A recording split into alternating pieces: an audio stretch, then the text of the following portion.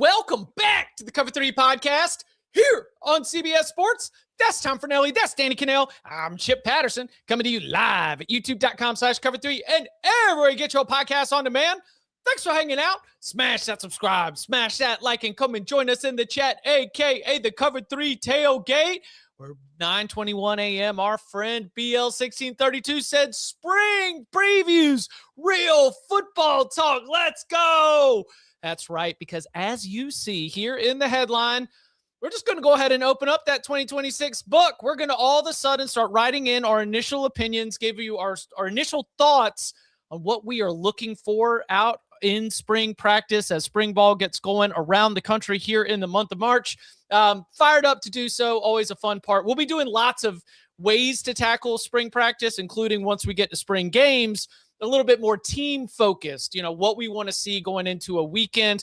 Now we're going to start a little bit abroad, cast a wide net, lots of burning questions from across spring football. But first, just a quick transactional note where I'm curious to see if this caught your attention, curious to see if you had any reaction. So the University of Texas is bringing on Mark Stoops as a special defensive assistant to Steve Sarkisian. This comes as the Texas coaching staff already has Will Muschamp in as the new defensive coordinator. Danny, do we make anything of this all rock and roll all-star, like all these wins, all these years of experience? Is there anything to be read from the former Kentucky coach joining Steve Sarkisian's staff in a special assistant role? Is he just cashing another check, while the buyout money's still coming in? Is this a beach house, a lake house? Right. What's the angle here for Mark Stoops? You got two options of what you can do. Mm-hmm. You can go into TV, or you can go on a staff and collect checks, or even be an analyst if those options aren't great. This is a really good option. Or you can, as one of those options, you can chase a national championship with one of the best rosters that are out there, on a staff that is all-star studded, like you said. I think it's, there's a lot of egos involved in this too, but I think this is one where they know their roles. It'll be good. I mean, he's a great defensive mind. I think he's a great add to the staff. Wonder exactly what the role is. We have so many eyeballs in just every coaching staff does.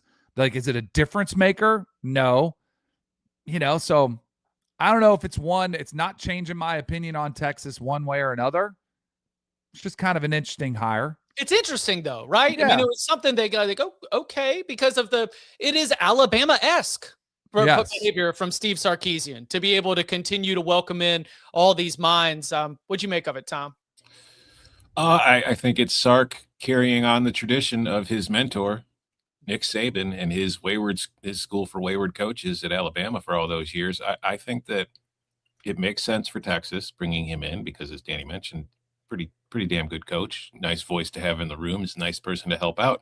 But I also think it makes sense for Mark Stoops if he wants to continue coaching, because the man knows plenty about defense, but he's been a head coach for a long time.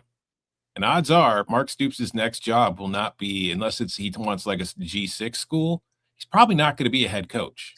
Oh, he's probably going to have to get back in as a defensive coordinator. So for Mark Stoops, who hasn't really had to call plays, like he's involved in the game plan, he's involved in everything that goes on as a head coach at Kentucky, but he wasn't really the primary play caller on defense. It allows him to spend a year kind of getting back in that groove. So that way, if he wants to go back in as a defensive coordinator somewhere next year, perhaps at Texas, who knows? It's just he's getting reps. And I think that's important because the game changes a lot every single year, and the sport is different than the last time Mark Stoops was a play calling defensive coordinator. See, this is where I would disagree. If you're at whatever position and it's not an analyst, like let's say Texas does win a championship, I think the trickle down effect could be Stoops parlaying this into another good job, which I think he knows. Like when you win a national championship, all of a sudden the offers start coming. And I think that's the closest you could get to getting the best job available. But like what P4 programs are hiring Mark Stoops as head coach? Wait, hold on. I think that we're Florida close. State? No. This is a position very similar to the one, in my eyes, that Gary Patterson took at Texas a couple years ago. And where's he? And then he went to Baylor. Now he's a defensive coordinator at USC. So I could see it being also a decision for Mark Stoops. Would you rather be a defensive coordinator in the SEC or the Big Ten, or would you rather be a head coach in the American? No strays in the American, but like even if Texas wins a national title, I don't think like a program that would be, if you were to tier Power 4 programs or SEC and Big Ten programs, is a school better than Kentucky hiring Mark Stoops to be its head coach? No, not right now. So yeah, that's why I feel like, I don't know, maybe he just wants to be around ball and then kind of be semi-retired. That could also be Mark Stoops' plan here. Yep.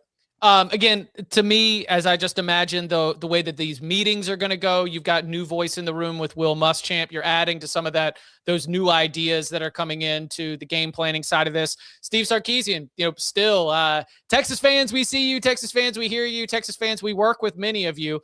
The Steve Sarkisian, obviously extremely involved in the offense and the play calling and the game planning. So as many extra experienced eyes as possible helping you on the defensive side. I think Mark Stoops' impact does not happen on Saturdays. I think it happens Monday through Friday. I think it happens in the meeting rooms, and that's just somebody else who's just adding to your experience. Will it be too many cooks in the kitchen? That is the responsibility of Will Muschamp and the rest of that staff to be able to figure out their roles and get that all figured out. Another possible layer to this is like, if you look, let me see, like what defense did Texas struggle against last year and the year before? Well, not so much the year before, but what defense did they really struggle against last year?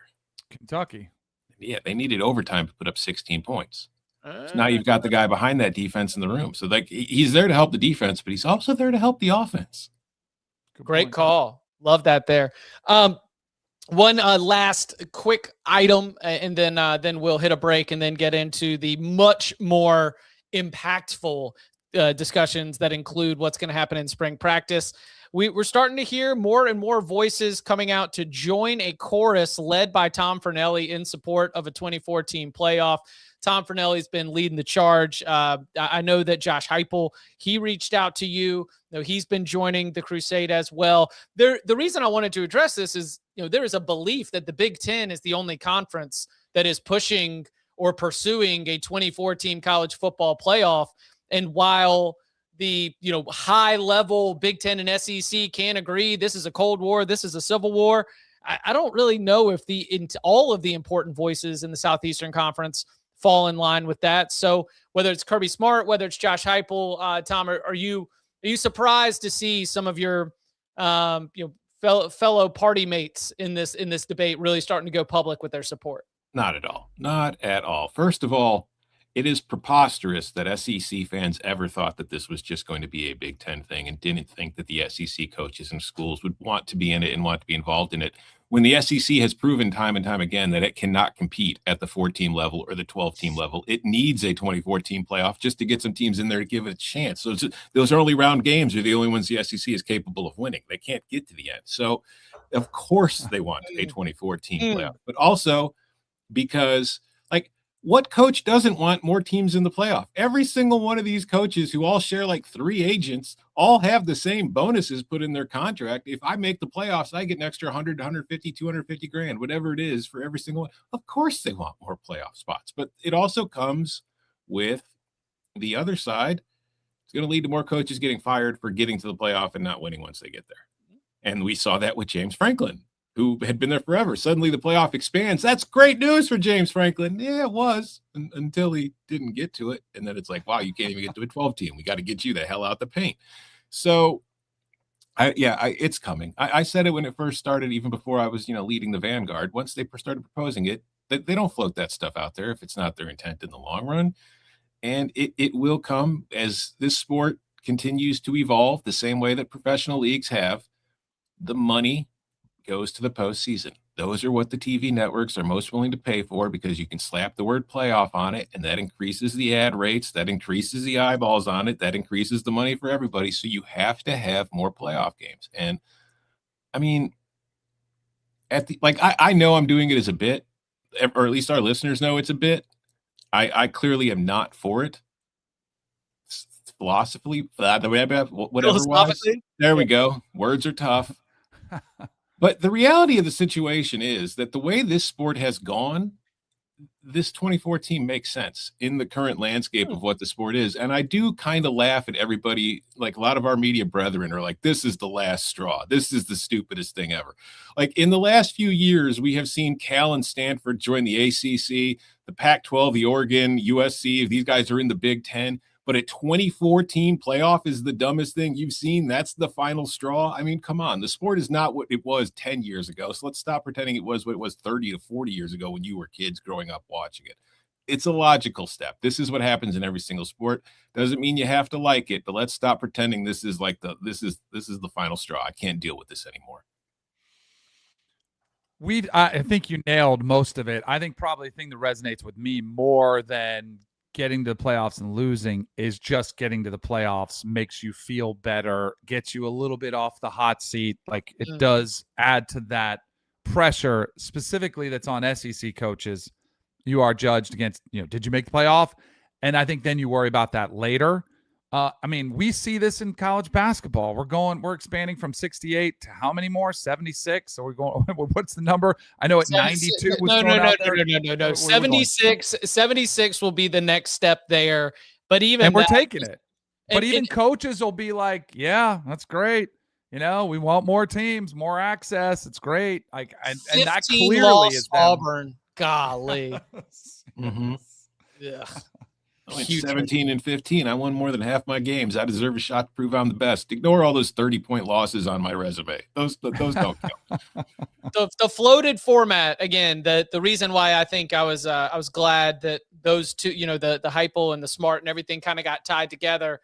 I think Cody wrote the story for the site. I'll pull it up real quick so I can reference it. But I liked it because it reminded you that if we had the 2014 playoff that is being proposed, the thing would have daggum 9 SEC teams in it. Mm-hmm. You talk about like winning half your games and making the NCAA tournament. And an SEC team in a 2014 playoff is basically a proposition of finishing the top half of the conference. And you get a chip and a chair. And you get to see if you can go out there and compete against some of the best teams in the country. I do not see why an SEC coach would not want that as a potential opportunity for your team, especially when we are living in this era where your rosters have so much turnover every year. It might take you a few games to be able to figure out exactly what you have and what it's going to look like when they all get out there. So also I've heard sources have told me, I can't name them, but sources have told me that the Big 12 will definitely start being more in line with the 2014 playoff if the college football playoff agrees to have an LED field that changes colors during the game. Another aspect of this too, like the argument has always been, it cheapens the regular season, which, I mean, yeah, it does. But that was like my problem with the 12 team and all that kind of stuff. But the regular season is kind of done already, especially, and I think conference realignment has cheapened the regular season to where now, like you look at the SEC, a lot of the premier blue chip programs of our lives are all in the same conference. Same now with the Big Ten, now that it's added USC and you got Oregon in there. So like teams are going to lose in the regular season simply because they're all having to play each other now. So it used to be, it's like, well, being able to go undefeated and, prove you could beat everybody. Yeah, that was great. I loved it. That was clearly my favorite part of it. But now it's like 2 or 3 losses doesn't necessarily mean you suck. So it's becoming much more like the NFL, where you see teams winning the Super Bowl who lose some games during the regular season where you're like, what the hell? How did that happen? But then they go on and win it all anyway. So it's just with the way that the sport is aligning with all these super conferences that are coming, a larger playoff makes more sense than it used to. And it sucks, but it's just the reality of the situation. The expanded conferences, I'm excited about the SEC going to 9 games because now we also won't have the conference balance issue.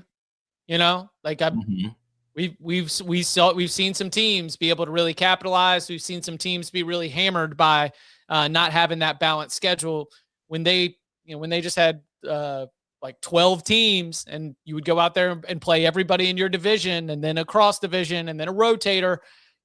You didn't get to see everybody from the other division, but you'd get a better sense of, the round robin nature that you had.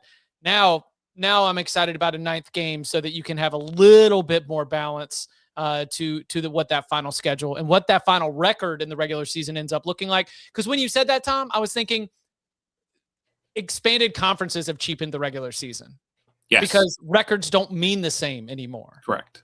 So anything that they can do to, expand and try to balance it as much as possible. All right. Enough about that playoff talk. Coming up on the other side, some of our burning questions to get the conversation started as we head into spring practice for 2026 and more next. This is why we do this every March. Major slam! It is a basketball party. It's March! Expect the unexpected! Back here on the Cover 3 podcast. And maybe we need to get Matt Norlander from the Ion College Basketball Podcast we need to get him and Bud on the same show just for a segment, right? At some point before somebody reached out on Twitter, was like, is Matt going to jump in again? Because you remember last year, Matt joined for the start of a show and just kind of answered Bud's questions, like reminded him that Roy Hibbert's not in college basketball anymore. He's actually on the CBS Sports. He's a CBS Sports media member, covering the game, a great analyst for CBS Sports Network in studio. But I'll reach out to Matt and we'll see if we can get him to help Bud figure out what to do with March Madness. Okay, so I have scattered together just sort of a list of questions from all across the country. I don't want to be the only one to drive this conversation, so we might kick this around a little bit. But I do think that when it comes to premier programs, when it comes to the most important position on the field, one of the biggest topics, and not one that I think will get an answer in spring practice, is going to be the competition to replace Ty Simpson as QB1 in Kalen DeBoer's offense in Tuscaloosa. Now, the good news for Alabama fans that they know and that everyone else will soon learn, both options seem pretty good. Austin Mack, who followed Kalen DeBoer from Washington, has always been viewed as a very talented prospect, and he was the next man up whenever Simpson did end up getting a little dinged up or not able to play. But Keelan Russell, who was a freshman last year, first-year player, is a real gem from the recruiting cycle. As you, Danny, look at this battle, do you think that we will see a winner come out of spring practice? And what are you excited to hear? Because I will say Alabama is one of those schools where we get scrimmage reports, where we get practice reports, where we get a good feel for how this thing is going, even if it is just through smoke signals and 24/7 sports message boards. I think they feel good about this quarterback race, because if they didn't, I think they could have brought Ty Simpson back. That was one thing we talked a lot about, was Ty Simpson.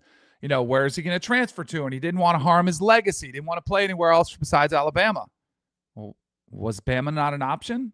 And there's a lot of speculation. Maybe he doesn't get drafted in the first round. Maybe he does, and he doesn't worry about it. But I thought it was interesting that he didn't really mention Alabama as an option to return to, which to me says Alabama might have said, hey, we'll give you $1 million, $2 million. But we're not going to pay you the going rate of $5 or $6 million, which these schools, and Ty Simpson was on the record, say we're offering him.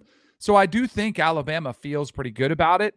Austin Mack is a dude, physically. He's tall, he's lanky, he can run. He did follow Kalen DeBoer to Washington, and just like Ty Simpson had to wait for his job, it feels like Austin Mack is the next guy, but you've got this incredible talent who's young.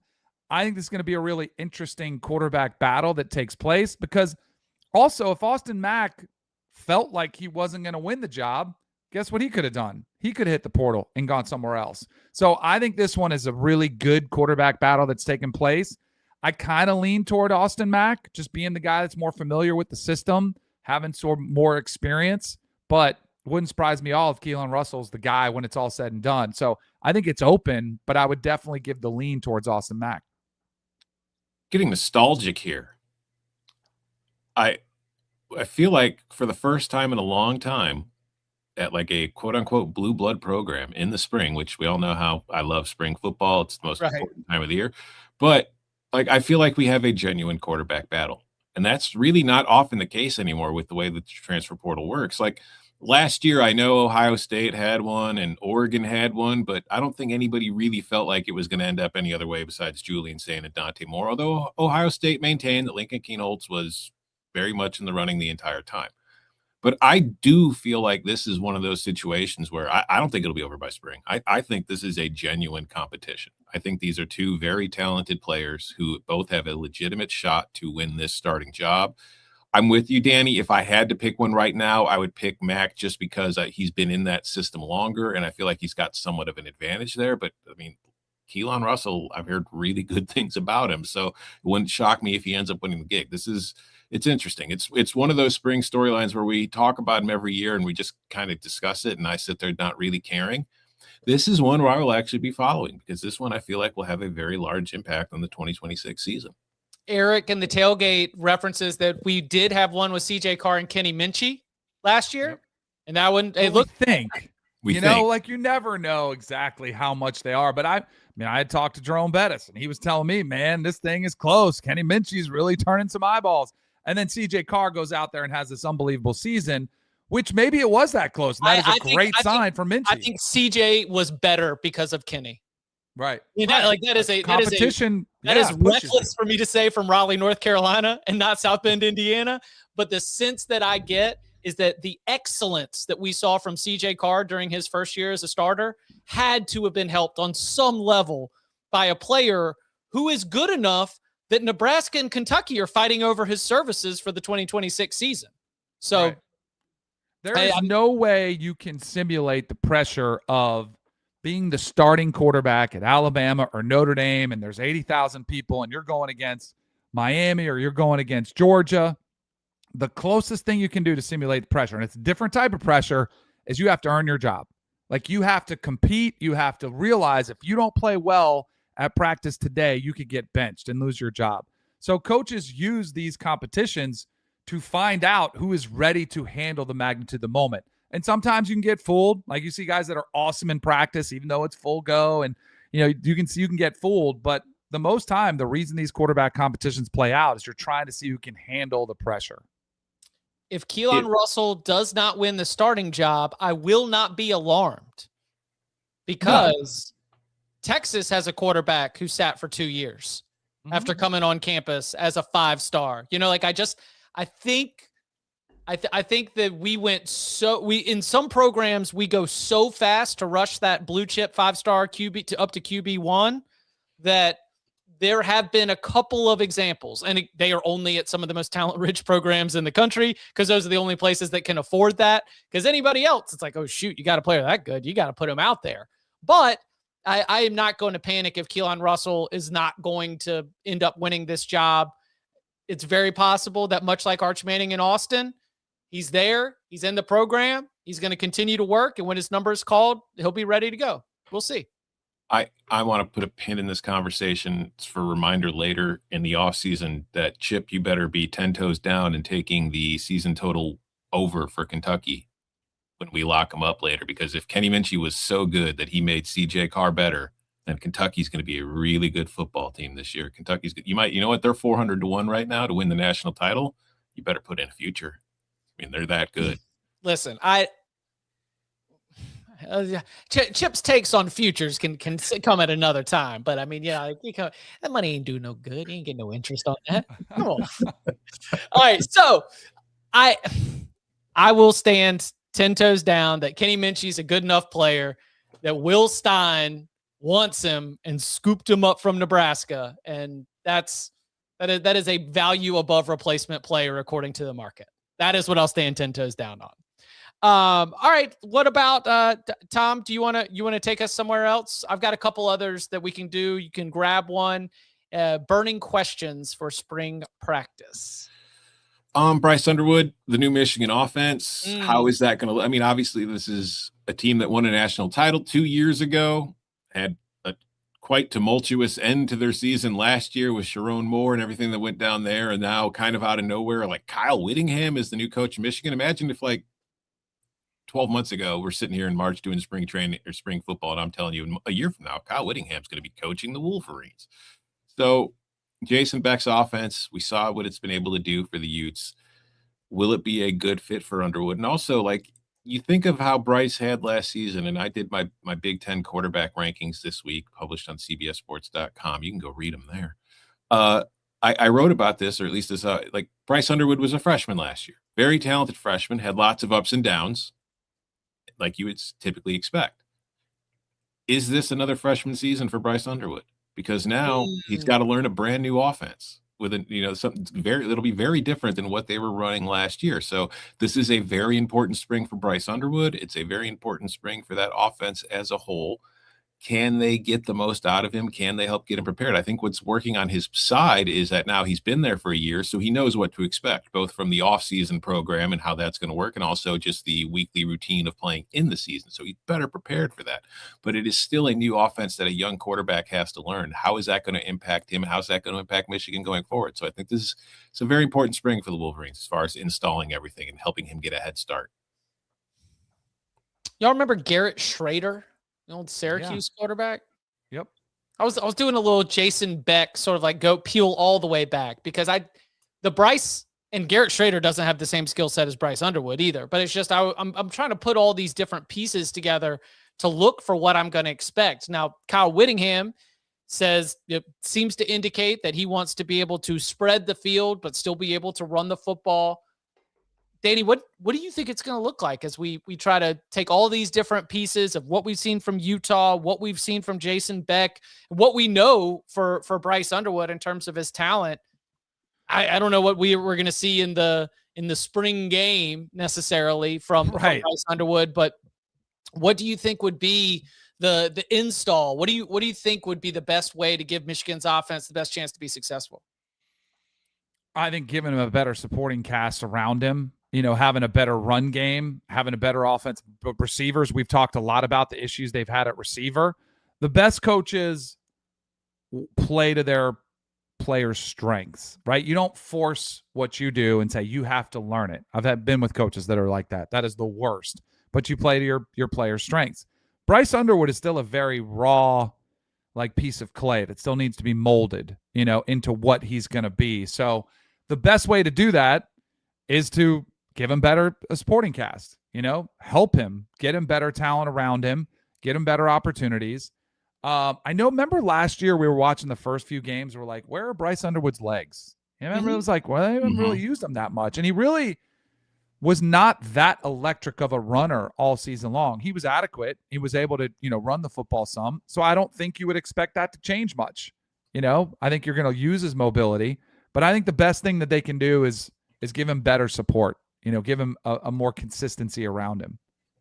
Yeah, like Bryce Underwood's not a running quarterback as much as he's a quarterback who can run. Right. So it's like you should probably use him a little more in designed runs, but you also don't want him taking hits. So I do expect, based on what we saw at Utah, you're going to see Underwood utilized a lot more as a runner than you did last year. And it's not like he never ran last year. He did finish with nearly 400 yards, but it was mostly in like certain situations. I think you're going to see it just as a regular feature of the offense going forward. 6 touchdowns on the season as well. I mean, I think that it is that your classic third down, red zone, just to be able to coach that into them of, hey, and on this play, if you might get this, and if you get this, that's going to be your free money to be able to go and take it, keep the drive alive. Then, maybe things start to change. Maybe he becomes a little bit more of a runner, especially as we see here in this playoff era. If you've got an athletic quarterback and you're getting deep into the season and you're playing the best defenses in the country, always becomes a little bit of an X factor as we start to get a little bit closer to the postseason. Danny, what do you remember from your that first freshman season at Florida State? I mean, I was terrified I was going to have to play. I was like, I'm not ready for this. I got thrust into action early. But I will say this, the first thing I remember from my spring, so it was really my first spring football practice, Mark Richt used to taunt me. And it was pretty much equivalent to bullying because the moment I got on nicest campus. Man in football. No, he was mean. He was so mean to me. I still have PTSD. He would, so when I got there, we were very thin at quarterback. We were supposed to be deep. Kenny Felder went to play baseball. Jeff McCrone had tendonitis in his elbow. And then it was like me and 2 walk-ons. So they basically could not risk getting me hurt. So every scrimmage we had, I had a green jersey, which meant you were protected. You were off limits. So throughout the season, he's like, wait till the spring. He's like, you're not getting that green jersey. He's like, you got to get ready. You've never been hit like this. He's like, this isn't Westminster Academy playing against single A guys. So I just remember in the spring where you weren't live every time, but we had probably 3 scrimmages leading into our spring game, and just remembering, okay, I'm about to get blasted. And I did get blasted, and I needed to. You do need to learn, and they needed to see if I could handle it. So I definitely remember that. But I also, like, the spring is such a valuable teacher because you do get those reps and you do get those live scrimmages, not just the spring game, but, 2 or 3 of them a lot of times. You get those spring reps. So I remember how much I learned about the speed of the game, getting hit, just that experience I thought was really valuable because, during the season you have practice, as a backup, you'll get 5 or 6 reps on, Tuesday and Wednesday, and then it kind of curtails. So you don't have as much time. I just remember it being such a valuable learning experience. So as I think one of the biggest stars in terms of places where there are intrigue is freshman quarterback Jared Curtis at Vanderbilt.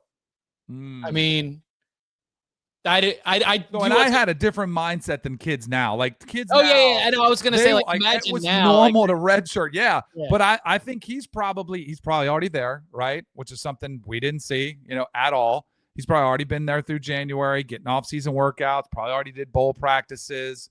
So he's in a much different scenario, and kids are more ready to play now. Like the systems they run, the amount of 7-on-7 they do. They're more ready to step in, and that's what Jared Curtis is trying to do, is get up to speed as fast as possible. But I mean, isn't he? I mean, he's a Nashville kid, or like I think he might be like went to school out in the burbs. But it's just, man, that is and again, all politics are local. Maybe Jared Curtis at Vanderbilt ain't registering with an Oregon Ducks fan who listens or watches this podcast, but. When we think about Clark Lee, when we think about the development of that program, a lot of it's going to come down to Diego Pavia's successor, who may well be the 5-star quarterback that they were able to flip from Georgia. Jared, it's kind of got a little bit of that rock star intrigue to it, where we're going to be very curious. I don't know what I'm going to learn, Tom, but I do think that Curtis at Vanderbilt's definitely one of those spots here this spring where I'm circling it, and I'm very curious to see if he can assimilate himself to the point where we can start to think about him being a impact true freshman at the quarterback position, something that's very difficult to do in the SEC.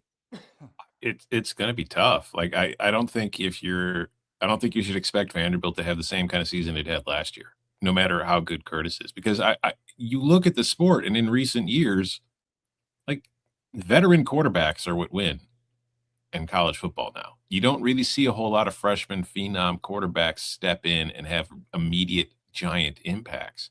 Like CJ Carr was an exception last year. He had a very good season for Notre Dame, but even then, it wasn't like he was a true freshman. He had a year as a redshirt. Julian Sayin had a year as a redshirt. Dante Moore had, transferred and been multiple years and then redshirted a year at Oregon before he took over. So you just don't see and we just talked about Bryce Underwood, 5-star who steps right in. Michigan had plenty of struggles. Michigan had plenty of ups and downs that were not great. And it's not like Jared Curtis is stepping into a Vanderbilt team that is an elite roster compared to what they're facing around the SEC. So I expect it's going to be difficult, and it's going to be like a development season more than anything. Like, you've gone from the 30-year-old Diego Pavia to the 18-year-old Jared Curtis. It's going to be a lot different. But it will be interesting to see and follow this spring just what he looks like, because he does have to learn how to be a college football quarterback. Like Danny was talking about his freshman year at Florida State. It's a whole new world, and it's a huge adjustment going from wherever the hell he was playing in high school to a freaking SEC program. It's a different universe. I have heard, though, that his frontal lobe is more developed than most 18. He's closer to the 25 age that Diego Pavia referenced. Yeah. Really? Farther advanced. Hey, hold on. What? Did you not see that? So he's not like Pavia, a gunner, kind of. No, Diego Pavia at the combine, they were asking about, his maturity, some of the mistakes that he's made. And he said that Clark Lee told him that your frontal lobe is not fully developed until you're 25. And he said, I'm 24. He said, so I'm not there yet, but I'm almost there. Like, sort of implying that you could trust him more now because he's closer to 25. Here's the problem, though. In that very same press conference, Diego talked about how he's been taking advice from Johnny Manziel, which, Yes. I mean, when you consider what NFL teams' concerns are, not just the size-wise, but with Diego Pavia, all the potential concerns that teams have, saying, yeah, I've been talking to Johnny Manziel, and he's been giving me some good advice, not going to alleviate those concerns, son. It's just going to raise more red flags. He should have said Theo Vaughn is also advising him. Theo Vaughn's also another influence Nashville? mentor. Yeah. Yeah, another Nashville guy right there. But I tell you what, we're doing a big jump up from what 5'9" and 3/4 to 6'4", 225. Yeah. You got a different size quarterback out there. But yeah, Jared Curtis at Vanderbilt, another one of my burning questions to see how he settles in. Coming up on the other side, more of our burning questions, including what are things looking like in Baton Rouge? You had all of our attention for weeks on weeks on weeks on weeks. What's going to happen when Lane Kiffin's Tigers hit the field and more next? When it comes to money, it helps to look for tools that help you learn, stay organized, and actually see progress without making things complicated. And that's where TELUS comes in. TELUS began as a property management app, helping owners and managers collect rent, communicate with tenants, and stay organized. But TELUS now goes further, helping everyone grow their money. TELUS is reimagining how everyday people can grow by offering a high-yield savings wallet powered by real estate. Inside the app is a digital wallet designed to help your money go to work for you in a way that feels approachable and clear. You can move funds in and out easily, track your daily growth, and access your money whenever you need it. There are no processing fees, no locked up funds, no fees to open or use TELUS. Plus, you can earn better rates by engaging in positive financial behaviors like learning through TELUS Daily Trivia or setting goals for yourself.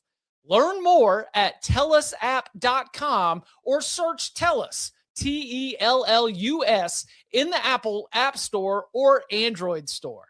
TELUS, earn more daily. TELUS is not a bank. TELUS is not FDIC insured. Back here on the Cover 3 podcast. Danny, what are you most burning about when it comes to your questions for the LSU Tigers in terms of what we have coming up in 2026 with year one Lane Kiffin? I mean, this will be probably the most talked about team coming into the season. What are you going to get? Lane Kiffin's track record, going after this portal class with so much money spent.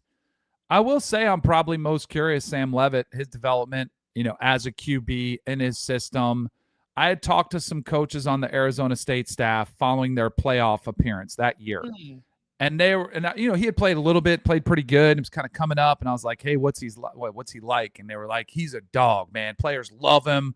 Great work ethic, great kid. Everybody loves him, which kind of goes against some of the red flags that I was seeing late in the end of last year. And I know we've kind of joked about him not showing up and, how he left Arizona State and gets injured. It's kind of a little bit of a muddy exit, but very curious to see. I mean, and if there's somebody you trust with quarterbacks, it's been Lane Kiffin, but also to see kind of how this, super team comes together and how they handle these expectations.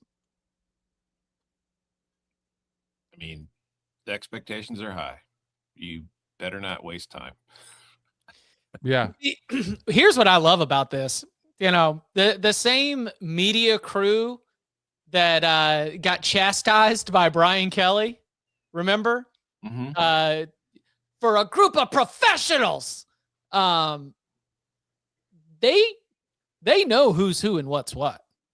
Like Lane Kiffin is not going to be able to shield their eyes, but so much. Like that's one of the things that I love about some of the programs at the very top of the sport is that they're reporters, they're fans, even when they've got a juggernaut, they've got criticisms and they've got concerns and they'll be able to tell it because there is a lot of flash to the LSU 2026 team, starting at the head coach and the portal class. And I want to hear, and this is truly a burning question. I want to hear from the grounded LSU fans. I want to hear from the ones that are really starting to dig in and be like, yeah, this is great and all, but how are we going to run the football? Or like, oh, yeah, this is great and all, but are we positive that we've got everybody that we need to go and make a playoff run here? Does the substance match the style? Is there something beneath the flash?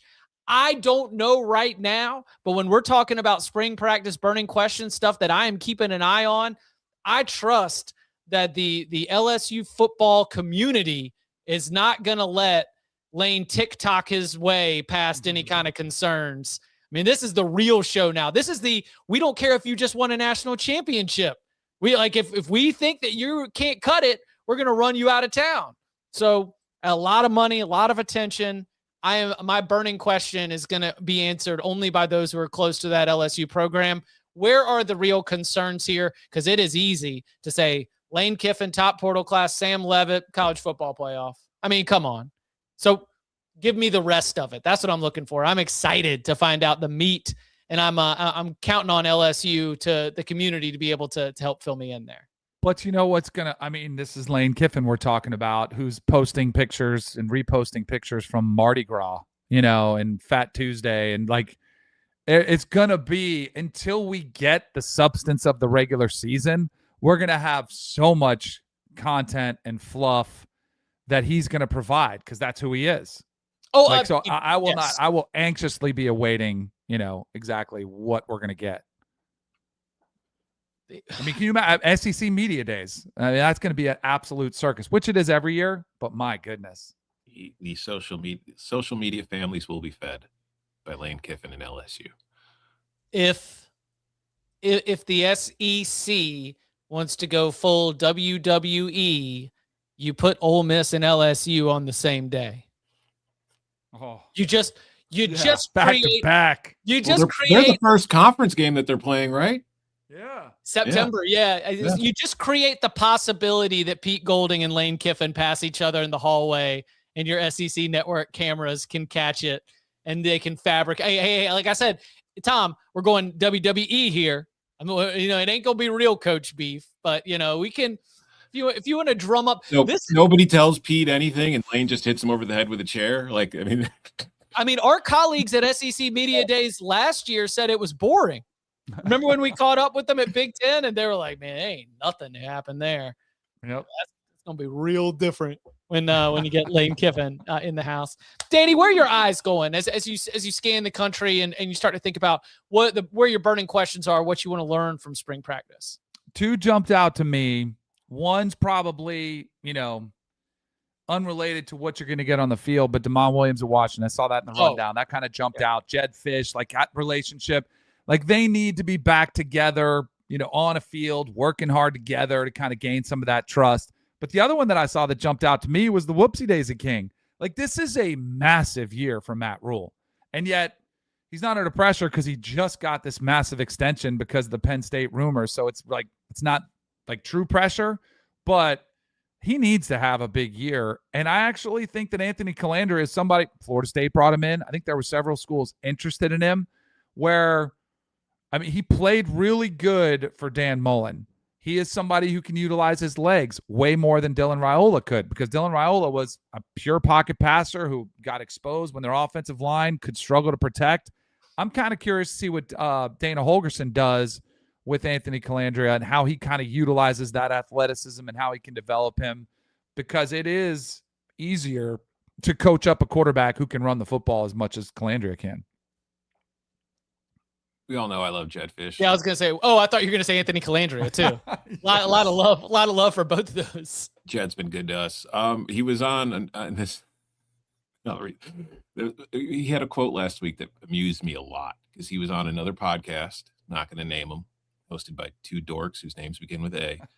But he was asked about like the whole situation with Damon, and he said everything's been good. It's been one of those, it was a crazy time for a couple of days, to be honest. So it was one in which I think we're going to see more and more. And as I looked at it, and as I've talked to him, I've talked to our team, I talked to our community, our donors. Like most of these top quarterbacks switch schools, ours didn't.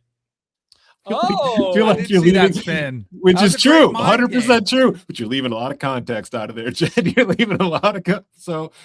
Yeah, it will be interesting. I think in Washington. At Nebraska, I released my quarterback rankings. Like, I don't think he's more talented than Dylan Raiola is, but there's a Like part of me that upside. there's a part of me that wonders if he's a better fit for what Dana Holgerson typically likes to do. Because, like, I'm not going to bury Raiola anymore. I've said plenty about my thoughts on him, but one of the problems he has is he is so immobile. Like, one of the reasons he takes so many sacks is he just doesn't move very much. He's very Ben Roethlisberger-like, where he just stands in the pocket. He's easy to find. He's easy to get to. And you're not behind a great offensive line. It doesn't work. Calandria brings a mobility that they just did not have last year, which they could use in the run game, which will help him extend plays and keep things going. So I don't know that he's a better quarterback. I think he might be a better fit, and I think Nebraska could be better off because of it. That said, Dylan also has turnover problems. The kid's the whoopsie daisy king for a reason. It's not like those went away. They were better last year at UNLV, but now that he's coming back to a Power 4 conference, do we see a reemergence of those issues for Nebraska? Because what was the different, Danny? You were field level in Lincoln, and it was like one of your very first like messages on the group chat. I mean, what was one of the things? Yeah, the Like just just not offensive a and defensive difference-making line. Yeah. scrimmage. Yeah. Yeah. It was pretty glaring. And it was Michigan, so that's a big program. Historically is bigger than a lot of programs, but it was definitely an area that Matt Rhule needs to address. And if it's a deficiency, you can't have an immobile quarterback. Right. Exactly. Yeah. And like, because Nebraska, you say it's Michigan, but Nebraska wants to be getting off the bus looking like Michigan. I mean, this is why you're here. This is why you have all the sellouts and why you want to be able to chase that stature that you had. Keeping it in the Big Ten, and especially coming off a combine where Sonny Styles, got everyone's attention, where Arvell Reese obviously is a name that a lot of people are looking at when it comes to the NFL draft. I am just, an overwhelming collection of riches.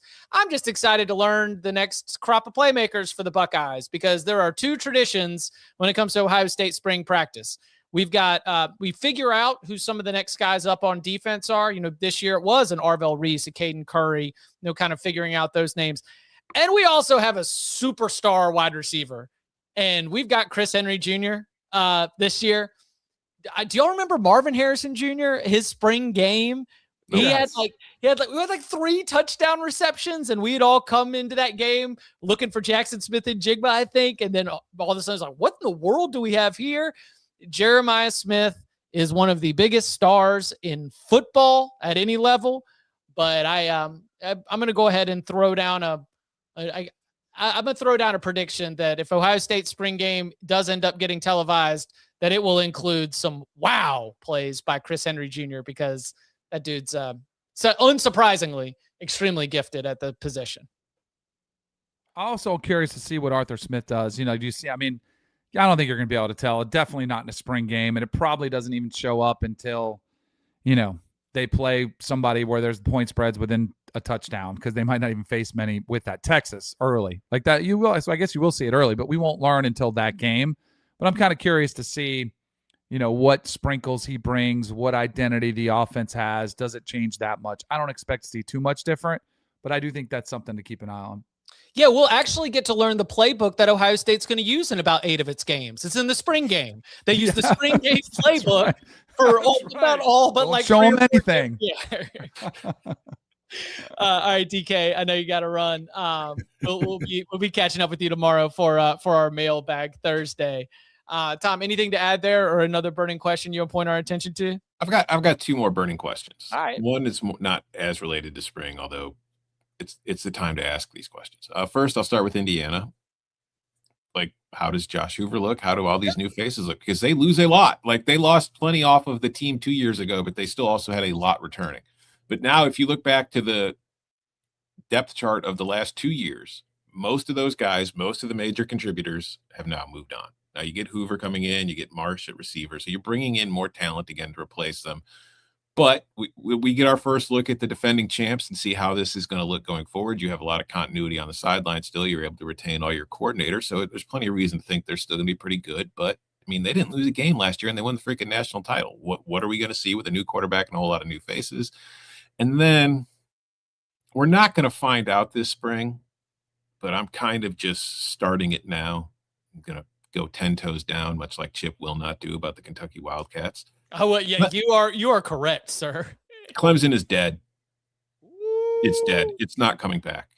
There's no, there will be, as the offseason goes on, you will start seeing people, saying maybe, oh, Clemson, maybe this is the year nope, it's dead.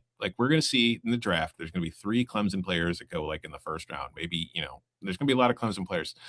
You look at there's a site that tracks consensus big boards for the NFL draft. And if you've looked the last few years, we've talked about it, I talked about when we were going mocks last week. All these Clemson players have been going early in the draft, and the team has not lived up to the talent level on the field in recent years. I was looking at the big board for the 27 season, the consensus big board, which granted, long way away, still somewhat, a lot of movement. There are only 2 Clemson players in the top 100. The talent is gone. They don't have the same kind of players that they have had all these years. Miami's resurgent. You're seeing in the portal all these Virginia Tech is now going to basically be another version of what Penn State was, which might not have been good enough to win the Big Ten. But guess what? Penn State was good enough to win the ACC. So if you bring that to Virginia Tech, you bring that to Blacksburg, that's a team that's very good. Florida State, we know, is punting on this season. They're thinking more long-term, but they're probably not going to go anywhere. I think Clemson's time as a premier program in college football is officially done. Their last big game was their playoff loss to Texas, and it's going to be a long time before we see another one, unless we go to 24. Once we go to 24, maybe Clemson starts getting back in that at large consideration, but I bet you it's a different coach in charge by then. I think that I've got them slated 7th in the ACC. Mm-hmm. They're done. It's, I just don't see it.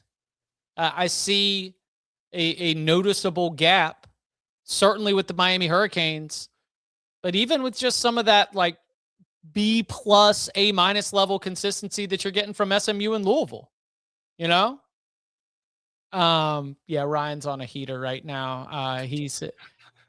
I knew another doubting Thomas. That's what Dabo Sweeney is saying right now. Yeah, it's I do not think there is an easy path for Clemson to get back to anything close to the control it had over the ACC.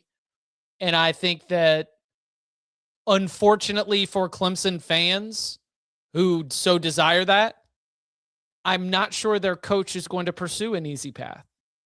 I think he told us his most honest thoughts when he said, well, maybe we go 6-6 this year, right? And sure enough, they ended up in the Pinstripe Bowl. I think that when he was celebrating a winning streak to close out a disappointing season to win the Gator Bowl, and he was talking about we need to still cherish stuff like this. We're not going to win everything forever. I think he really believes that. I don't think he's going to take any shortcuts. I don't think he's going to do anything crazy to change his ways. I think he's going to continue along the same path as long as he's at Clemson. Now, is Clemson happy with that? That's a tough existential question for Clemson to be able to answer.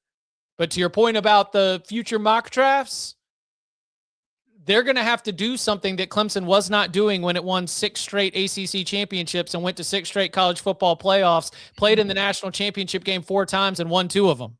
Mm-hmm. They're going to have to win with less talent because the roster that they have is not at the top of the ACC in terms of talent. And that's going to be a little bit different. When you had Deshaun Watson and Trevor Lawrence and first round wide receiver after first round wide receiver, and you had Travis Etienne, the all purpose, all everything, and you had defensive linemen up and down that are still playing, in the NFL. Everything looked easier, for the Clemson Tigers, and they just barreled through the conference. But right now, the talent gap is not there. I don't think you were crazy calling your shot and just going to go ahead and throw that on record. And the extra piece of that I liked is you being able to signal the Texas game, because the Texas game made Clemson fans feel something. Like, remember, it was a double-digit win, but in the game, Clemson did not look like they did not belong. So to win the ACC in that crazy, Syracuse had to beat Miami, overcoming a 21-point deficit. And then Hoser makes a 61-yard field goal in Charlotte. I mean, Clemson fans for a split second were like, maybe the sun can still shine on us. And even in the Texas loss, there were glimmers there. But this team, which started up in the top 4 and finished in the Pinstripe Bowl and does not have robust future NFL talent moving forward, it is going to have to be it is going to have to require great coaching, and it's going to have to require great player development, because this is not a team that rides all around the stadium and gets off the bus and is ready to just beat you by lacing them up. Well, an impromptu burning question, because any Clemson fan that was listening to us for these last few minutes is probably feeling great about life right now. So we have to throw them a bone. My final burning question is, how many more offensive tackles will South Carolina lose before spring is even over? Because they've lost both their starting tackles already this year. Guys, where's Bud? This is the kind of thing Bud would have been all over. He would have led the damn show with offensive tackle depth question for South Carolina, but he's not wrong. No, Lenore Sellers put them legs to work this year, buddy. You will not be a drop back passer in 2026. No, sir. Hey, Lenoris, I think you need to get with Shane and try to make it to the Masters this year, because it's going to be the only clean green grass that you're going to see, because as soon as you get out of there, that's going to be a muddy-ass pocket. Oh, man. Yeah, I feel bad for Gamecocks fans, because it's March 4th, and you kind of feel like you're toast already. Because, you can't afford to lose your starting tackles in the SEC. Not unless you are, a team that has incredible depth, which nobody has on the offensive line anymore. And not there, No. So one last one. And I guess, do you think Luke Fickell has the pieces in place to be able to have what would be considered a successful season? I think the best thing going for Wisconsin this year is that their schedule eases up considerably. They have Notre Dame in non-conference, so that's probably going to be a loss. I don't think they've done nearly enough to close that gap in one off season. But their Big Ten schedule provides a whole hell of a lot more winnable games. And you saw at the end of last year, when their schedule eased up, they were winning games. They looked better. Now, obviously, it's going to be a very different looking team. I think Wisconsin spent a lot in the portal. That's kind of where I'm at. It's like, it looks as though they're not leaving Luke Fickell out to dry. They're giving Luke Fickell tools to be able to have a bounce back season. They are not. I'm not convinced that what they got in the portal greatly increases the talent level of that roster. Maybe they'll be better than last year, but I don't think they're going to be considerably better. I think any improvement on that team is probably going to be more schedule related than team related. It's I like Colton Joseph, the quarterback they got from Old Dominion, but that is a kid that turns the ball over a lot, and he puts the ball in bad situations, and he was doing that at Old Dominion. So now that he's coming to the Big Ten, I have a hard time thinking that that's going to be eliminated, playing against tougher defenses. So I don't know. I think they'll get to a bowl game, which is not really the standard that they were setting when they hired Luke Fickell. And I don't know that it saves Luke Fickell, but they're going to get, my prediction is, as the offseason goes along, they're going to get touted as a dark horse in the Big Ten. I will not be buying into it.